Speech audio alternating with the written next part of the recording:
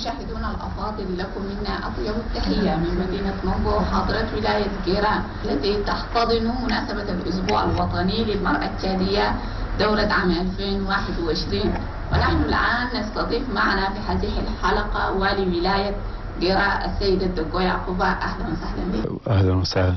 نعم، معي في هذه الحلقة الزميلة إيميلي. أهلا وسهلا. أهلا وسهلا. Bienvenue, chers téléspectateurs. Nous sommes dans la province du Guéra pour célébrer la Semaine nationale de la femme tchadienne et nous avons l'insigne honneur d'avoir sur ce plateau de Télé-Tchad le premier magistrat de la province du Guéra en la personne de Monsieur le gouverneur de la province. Bienvenue, Monsieur Dagoya. Bonjour, madame. Monsieur le gouverneur, en tant que président du comité d'organisation de ces festivités qui marquent la 31e édition de la Semaine nationale de la femme tchadienne, dites-nous un peu quelles sont vos impressions.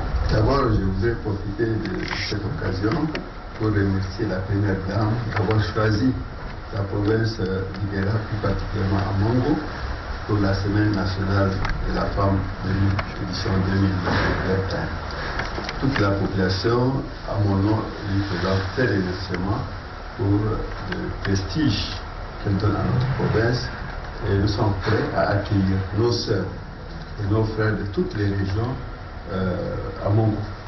Et les préparatifs vont bon train et je peux assurer que ça sera une très belle fête.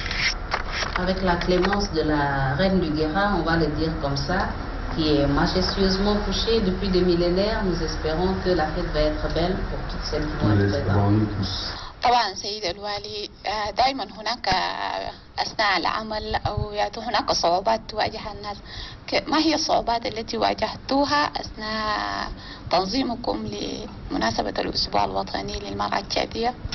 أولا قبل ما نبدأ الرد للسؤال نشكر الرئيس إلا ديبي إتنو عشان السنة اللي فاتت من مصورة قالت السنة تكون الفت في مونغو، ده باسمي واسم الشعب هنا الجيران كلها نقول لها شكرا وأننا مبسوطين كالحفلة تكون العيد يكون في معنا في مونغو. هي الصعوبات اللي واجهتوها؟ والله الصعوبات فيها كثيرة، بس أي مشروع عندك نية إن شاء الله كان صعوبات فيه كله تقدر تفوز على الصعوبات. الصعوبات اللي ما عندنا محل كثير عشان نستقبل فوق الضيوف.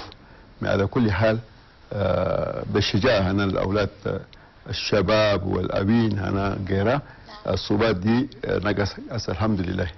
نقدر نقول جيت نجد لضيفنا. قالوا بكل عزيمة زول كان عنده عزيمة وعنده نية يوصل للشيء دي. إن شاء الله. بقول كان عندك بالنصارى يقولوا فولوار سي بوفوار، كان عندك نية، النية دي تفوز في كل شيء. نعم. سيد الوالي، دايرين نعرف كيفية تعليم الفتيات هنا في ولاية جيران. بالنسبة تعليم الفتيات. التعليم الفتيات. نعم. هنا على كل حال نقول في جيران عندنا كلام، عندنا صعوبات بالنسبة للبنات المصينة الإكول. في الكور مويه الأولاني ما في مشكلة، في الكورس سيكوندير فيها مشكلة، في الكور سوبيريور فيها مشكلة، لأنه بنات بالنسبة للبنات كثير ناس ما بودوا بناتهم في الإكول، لأنه بدهم زواج قبل البنت ما تلقى 18 سنة، وفيها نقوصة. في بالنسبة للأولاد كمان ودهم بخدموا في الزراعات ولا بخلوهم بمشوا في المناطق الكبار عشان يفتشوا عمل. ده يكون الاسطاني الاول في البدايه كثير، من جينا في الاسطاني بنقص، وفينا في الاخير كله كمان اي ما مشينا قدام الاولاد بنقص. كيف نسبة البنات كان نسبتهم زي كم في المية كده؟ هسه البنات هسه في 50% من في الاولى في الاولاني في البدايه. بعدين كان جينا في الوسط بنقص من 50% بنقص على 42%. وكان جينا ماشيين في السكندير كمان ده بنقص لحد 15%. Monsieur le gouverneur, pendant qu'on y est, par rapport à la scolarisation des filles dans la province, n'y a-t-il pas une politique qui est menée dans ce sens, surtout pour leur maintien à l'école? Actuellement, oui. Mais avant, non. Parce que, pourquoi j'ai dit ça? Avant, il n'y a pas la sensibilisation. Au niveau des parents dans le monde rural, les filles à un très bas âge, on les enlève de l'école pour les donner en mariage. Bon, avec la sensibilisation du gouvernement, avec la sensibilisation de la population, maintenant les gens commencent à comprendre. Et surtout, depuis qu'il y a eu un décret qui interdit aux filles de se marier avant 18 ans, les parents ont commencé à comprendre.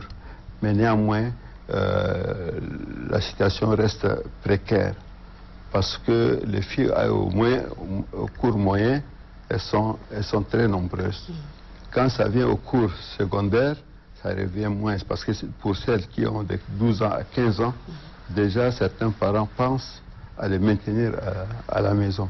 Et ça pose un problème réel pour la scolarisation des filles. Ne pensez-vous pas que les pesanteurs socioculturels aussi ont un impact négatif à ce sujet? Bien sûr, ça varie d'une zone à une autre. Il y a certaines provinces, certains départements, les gens comprennent l'importance de l'école pour les filles. Parce qu'aujourd'hui, si on parle autonomisation de la femme, avant, et la pratique se continue jusqu'à aujourd'hui. Dans certaines provinces, c'est les femmes qui travaillent. C'est les femmes qui font les champs.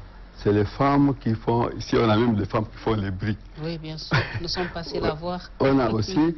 C'est la femme qui apporte l'eau. C'est la femme qui apporte les bois. C'est la femme qui va au champ. C'est la femme qui suit... par exemple, les jeunes filles suivent le bétail. Et les hommes, il faut les dire, aiment rester sous les arbres et causer autour d'un thé. Effectivement, comme vous le dites, l'exemple palpant est là avec Hawa Abdelbanat que nous avons visité, celle-là qui fabrique les briques elle-même, qui met le four, qui les vend et ceci permet de subvenir aux besoins de sa famille. En dehors de la scolarisation, nous allons parler de la santé mère-enfant, le couple mère-enfant. Que pouvez-vous nous dire à ce sujet? Sur le couple mère-enfant, il y a d'abord le problème des ressources humaines, c'est-à-dire le nombre de médecins dans les provinces, le nombre de sages-femmes, le nombre des infirmières au niveau des hôpitaux. Ici, par exemple, nous avons un seul gynécologue. Ça pose un problème. Pour toute la région. Oui, c'est un seul gynécologue, ça pose un problème. Nous avons, par exemple, au niveau de médecins chirurgiens, pour faire les césariennes, nous n'en avons que 9. Nous avons des sages-femmes. Aussi, le nombre est très, très réduit. Nous avons 117 femmes infirmières. Ce n'est pas suffisant pour la population. Ça manque. Les dispensaires. Nous avons 5 maternités, toute la province. Pour ceux qui sont loin des sous-préfectures, pour ceux qui sont loin, ça pose un problème réel au niveau des ressources humaines. Les bâtiments sont là, mais c'est les ressources humaines, ou bien le déploiement de ces personnels techniques manque, fait défaut. سيد الوالي، كما اتضح لنا من حديثك أن هناك مستشفيات عديدة بمدينة مونغو ومراكز صحية. هل النساء عندهم ثقافة ليمشوا ويراجعوا حالتهم الصحية مثلا أثناء الحمل، يسووا فيزيت دول؟ هل عندهم الثقافة دي ولا كيف؟ لا، النساء عندهم الثقافة، بس بالنسبة للدكاتير. بالنسبة للدكاترة مثلا ندي مثل الجينيكولوج بالعربي ما نعرف اسمه شنو. بالنسبة للجينيكولوج أنا واحد بس. بالنسبة للناس اللي بيقدروا بيسووا عملية بيقولها سيزاريان انجيناتيزا. بالنسبة للأوين الانفيرمية عندنا 117 يعني في صعوبات بس عندنا ديسبانسير في السوبريفكتور وفي الديبارتمان البيرسونيل ناقص ما كانت في توعية عن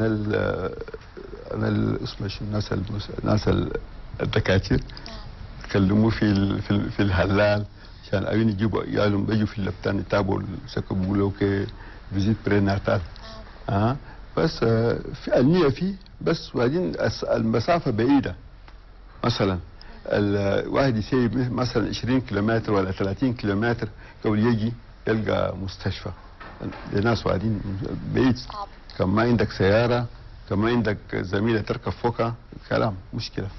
سيد الوالي شنو الخلاصة طلعتوا بقى من خلال بداية الأسبوع لحد الآن شنو خلاصة حقكم؟ والله عملنا لجان كان في لجنة تستقبل الضيوف في لجنة تعمل الأكل للضيوف في لجان اللي بيقول لهم بيستقبلوا البروتوكول عندنا لجان كثيرة قاعدة تشتغل وفي أي منظمة فوق صعوبات بس إن شاء الله يعني نقول نعمل بجهدنا والهدف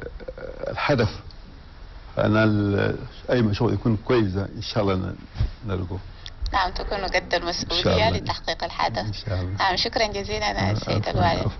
Monsieur le gouverneur, dites-nous un peu quels sont les enseignements que vous pouvez tirer des préparatifs de cette Semaine nationale de la femme tchadienne. Bon, moi j'ai eu la chance de préparer 4 sénafètes. Ah, c'est quelque chose. J'ai eu la chance de préparer 4 sénafètes, 3 en Djamena, une fois au Mayokebi Ouest, et aujourd'hui c'est le 5e sénafète que je prépare. Vous savez, dans une organisation telle que la Sénafète, où on va recevoir toutes les 23 provinces, y compris les délégations qui viennent d'Indiamena, ce n'est pas une chose facile. Ce que nous rencontrons comme difficulté, c'est tout simplement les logements. Le logement, c'est parce que la ville n'est pas vraiment équipée. Mais néanmoins, nous disons qu'en vouloir ses pouvoirs, comme je viens de le dire tout de suite, je pense que nous allons faire le maximum possible pour que la fête soit belle, pour que nous puissions accueillir nos hôtes dans la dignité, dans l'ordre, jusqu'à leur départ. Mais les difficultés, elles sont énormes, elles sont là. Mais quand il y a des difficultés, il faut avoir la possibilité de se serrer dans nos commissions et de s'entraider afin que les choses marchent très bien. D'accord. Quels seraient vos souhaits pour la Sénafète 2022, si Dieu nous prête vie, à la prochaine province qui va accueillir cette fête de la femme? Non, mon souhait le plus ardent, c'est de réussir ma fête. Puisque madame nous a fait l'honneur de choisir Mongo comme ville qui va recevoir la Sénafète de 2021. Mon souhait, c'est d'abord dire à tous les ressortissants de la province de Guéra d'être debout, réveillés pour accueillir nos hôtes et les accompagner. Ça, c'est mon souhait. L'autre souhait, c'est de voir, par exemple, d'avoir un exemple à donner à notre population, parce que beaucoup de gens viendront avec des cache-nez. Or, malheureusement, ma population au niveau de la province de Guéra, malgré les sensibilisations, malgré la descente sur le terrain, malgré les nombreux cache-nez que nous donnons, elle reste encore réticente. Or, la maladie, elle est réelle. Alors, je souhaite de tout cœur que la population comprenne que la maladie, elle est là, elle est avec nous, et c'est un danger pour la population tout entière. Ça, c'est mon souhait. Ainsi s'achève notre entretien avec le premier magistrat de la province du Guéra au cœur de Mongo Sénafète 2021. Ainsi s'achève notre émission. Restez connectés sur Télé Tchad pour la suite des programmes. Au revoir. Aïcha.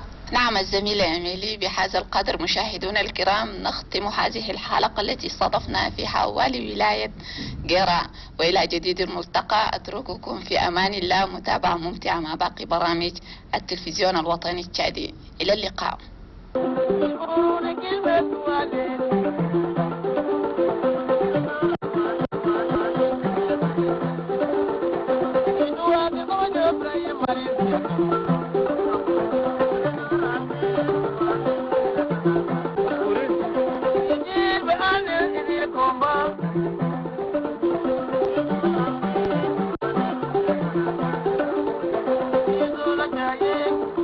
Thank you.